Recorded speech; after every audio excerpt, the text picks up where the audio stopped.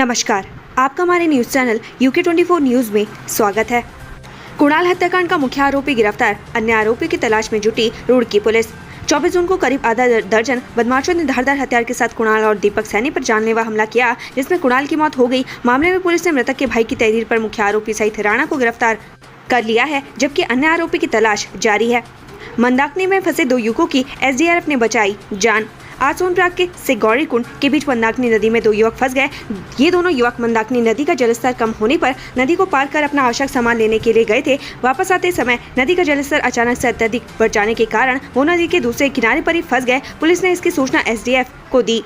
हेमकुंड से लौटे तीर्थयात्रियों का गोविंद घाट पर हंगामा, वाहन नहीं मिलने पर जाम किया बद्रीनाथ हाईवे।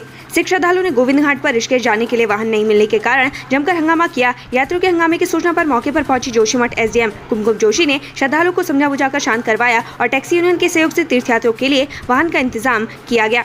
रुद्रपुर में CM धामी ने आपातकाल सेनानियों को किया सम्मानित, इंदिरा के बहाने कांग्रेस को घेरा। रुद्रपुर दौरे पर पहुंचे CM पुष्कर सिंह धामी का BJP कार्यकर्ताओं ने भव्य स्वागत किया। इस दौरान एक कार्यक्रम का आयोजन किया गया। यहाँ CM ने 28 आपातकाल सेनानियों को सम्मानित किया। इस दौरान इंदिरा गांधी द्वारा देश में लगाए गए आपातकाल को लेकर उन्होंने कांग्रेस को घेरा। चलती कार में 6 साल की बच्ची से गैंगरेप, पटरी के पास मां बेटी को छोड़कर भागे आरोपी। रुड़की में एक 6 साल की बच्ची के साथ चलती कार में सामूहिक दुष्कर्म का मामला सामने आया है। बताया जा रहा है कि एक महिला देर रात अपनी बच्ची के साथ कलियर से रुड़की आ रही थी। इस दौरान उसने एक कार सवार से लिफ्ट मांगी, लेकिन लिफ्ट देने के बहाने कार चालक और उसके साथियों ने चलती कार में बच्ची के साथ सामूहिक दुष्कर्म किया। आपातकाल के खिलाफ BJP ने मनाया काला दिवस, कांग्रेस ने किया पलटवार। इंदिरा सरकार में लगाए आपातकाल के खिलाफ BJP प्रदेश भर में काला दिवस मना रही है। वहीं BJP के काला दिवस मनाने पर कांग्रेस प्रदेश अध्यक्ष करण मेहरा ने सवाल उठाए हैं। उन्होंने कहा कि भाजपा को अंधेरे में काम करने की आदत है, इसलिए भाजपा आज काला दिवस मना रही है। भाजपा शासनकाल से बड़ा आपातकाल इससे पहले देश में कभी नहीं रहा। अवैध शराब की तस्करी के मामले में एक गिरफ्तार, उत्तराखंड में बेचा जा रहा दिल्ली का माल। उत्तराखंड में अवैध शराब की तस्करी जोरों पर है। ऐसे में टिहरी जिले के कीर्तिनगर पुलिस ने अवैध शराब के साथ एक तस्कर को गिरफ्तार किया है। बताया जा रहा है कि आरोपी दिल्ली से शराब तस्करी के लिए लाया था, लिहाजा पुलिस ने आरोपी के खिलाफ संबंधित धाराओं में मुकदमा दर्ज कर उसे जेल भेज दिया है। कोटद्वार नगर निगम का कमाल, रेलवे की जमीन पर बना रहा रैन बसेरा।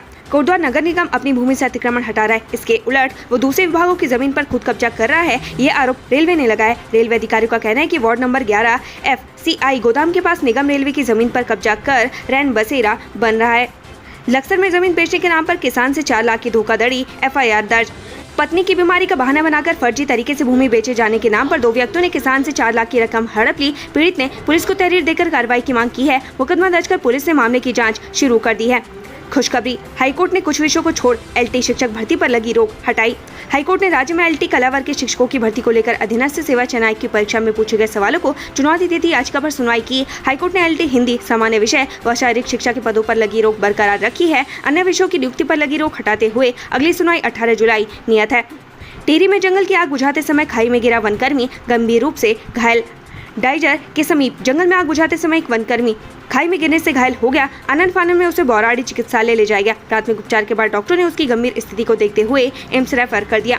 गृह कलेश में पिता ने सोते बेटे पर किया कुल्हाड़ी से वार, हालत गंभीर। कालाडूंगी के चकलुआ के विदरामपुर में पिता ने मामूली कासूनी में सोए बेटे पर कुल्हाड़ी से अटैक कर दिया। हादसे में बेटा गंभीर रूप से घायल हो गया, जिसे इलाज के लिए अस्पताल में भर्ती किया गया है। हरिद्वार के सिरकुल इलाके में 2 गुटों में हुई जमकर मारपीट, 8 लोग गिरफ्तार।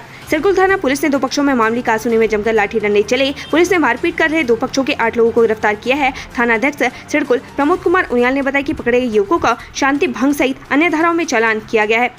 चारधाम यात्रा से तीर्थयात्रियों ने मुंह फेरा, ऋषिकेश में सूना पड़ा है रजिस्ट्रेशन काउंटर।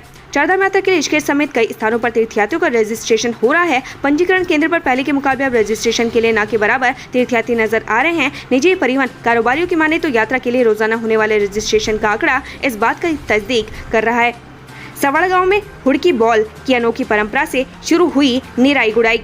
मानसून के दस्तक के साथ ही पहाड़ के कई गांवों में लोग धान की रोपाई होने लगी है। खेतों में गुड़ाई निराई करने की उत्तराखंड के ग्रामीण इलाकों में अनोखी परंपराएं, हुड़की बॉल परंपरा इन्हीं में से एक है। शीतकालीन पर्यटन पर सरकार का फोकस, गढ़वाल कुमाऊं में शक्तिपीठों और मंदिरों को किया जाएगा विकसित। पर्यटन ही उत्तराखंड की आर्थिक रीढ़ है, बावजूद इसके सरकार ने इस तरफ ज्यादा ध्यान नहीं दिया। पर्यटन को बढ़ावा देने के लिए सरकार ने कई योजनाएं चलाई, लेकिन धरातल पर उसका खास असर नहीं दिखा। हालांकि अब एक बार फिर से शीतकालीन पर्यटन को बढ़ावा देने के उद्देश्य से सरकार इस दिशा में कुछ कदम उठाने जा रही है। खटीमा की मझोला सोसाइटी में कर्मचारियों की कमी, परेशान किसान। सीमांत क्षेत्र खटीमा की कंचनपुरी मझोला में दीर्घाकार बहुउद्देशीय सहकारिता समिति में कर्मचारियों की कमी के कारण किसान क्षेत्र के किसान परेशान है। किसानों का काम समय पर नहीं होने के कारण उनको भारी परेशानी का सामना करना पड़ रहा है। साथ ही किसानों को समय से खाद नहीं मिलने के कारण धान रोपाई भी लेट हो रही है। चार धाम यात्रा टूट सकता है 2019 का रिकॉर्ड, 1.5 महीने में ही पहुंचे 25 लाख से ज्यादा श्रद्धालु। उत्तराखंड चार धाम यात्रा में श्रद्धालु की संख्या रिकॉर्ड तोड़ने जा रही है। साल 2019 में जहां पूरे यात्रा सीजन में 34 लाख श्रद्धालुओं ने दर्शन किए, वहीं इस बार सिर्फ 1.5 महीने के छोटे से अंतराल में ही श्रद्धालुओं का आंकड़ा 25 लाख के पार पहुंच गया है। कोसी बैराज क्षेत्र में अजगर मिलने से मचा हड़कंप, स्नेक कैचर ने किया रेस्क्यू। रामनगर के कोसी बैराज के पास विशालकाय अजगर निकलने से क्षेत्र में हड़कंप मच गया। कोसी बैराज पर कैंटीन संचालक अशोक गुप्ता ने इसकी सूचना स्नेक कैचर चंद्रसेन कश्यप को सूचना दी। चंद्रसेन कश्यप और उनके बेटों ने मौके पर पहुंचकर अजगर को आसानी से पकड़ लिया। यूपी से उत्तराखंड शादी करने पहुंचे दूल्हे को जाना पड़ा जेल, अपहरण का लगा आरोप, दुल्हन की मां भी अरेस्ट। शहर के शांतिनगर क्षेत्र में रहने वाली एक मां को अपनी नाबालिग बेटी की शादी कराना भारी पड़ गया। शिकायत मिलने के बाद पुलिस ने मां और शादी रचाने वाले दूल्हे को उसके 2 साथियों के साथ गिरफ्तार कर सलाखों के पीछे पहुंचा दिया। पुलिस की इस कार्रवाई ने समाज को बाल विवाह नहीं करने के लिए एक संदेश भी दे दिया है। उत्तराखंड रोडवेज के चालक परिचालकों का बड़ा मानदेय आदेश जारी। उत्तराखंड रोडवेज चालक और परिचालकों का मानदेय बढ़ा गया है, जिसके आदेश जारी कर दिए गए हैं। बड़े मानदेय का लाभ 1 मई 2022 से दिया जाएगा। वहीं दूसरी ओर स्थानीय मार्गों पर चालक परिचालक द्वारा संचालित होने वाली परिवहन निगम की बसों के लिए पर्वतीय मानदेय दरें लागू होंगी, किंतु इसमें नियम यही रहेगा कि स्थानीय मार्ग की दूरी 75 किलोमीटर से अधिक न हो। ऋषिकेश में 1 जुलाई से सिंगल यूज प्लास्टिक बैन, नियम तोड़ने वालों पर होगी सख्त कार्रवाई। 1 जुलाई से ऋषिकेश में सिंगल यूज प्लास्टिक बैन लग जाएगा। इसको लेकर टीमें गठित की गई हैं, जो नियमित छापेमारी कर रिपोर्ट भेजेगी। वहीं नियम की अवहेलना करने वाले व्यक्ति और संस्थान के खिलाफ निगम प्रशासन नियमानुसार कानूनी कार्रवाई करेगा।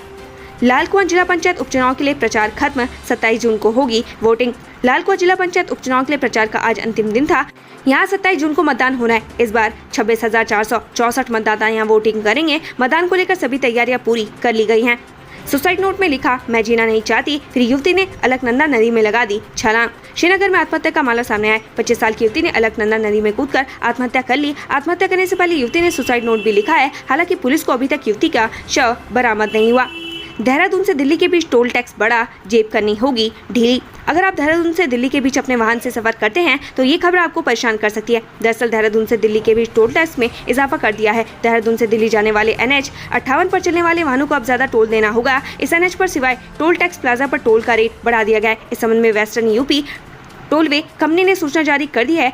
1 जुलाई से नई दरें लागू हो जाएगी। नई रेट लिस्ट के मुताबिक प्राइवेट वाहनों का टोल टैक्स 95 रुपए से बढ़ाकर 110 कर दिया गया है। यानी कार, जीप, वैन इत्यादि से सफर करने वालों को अब इस टोल पर 110 रुपए का टोल देना होगा।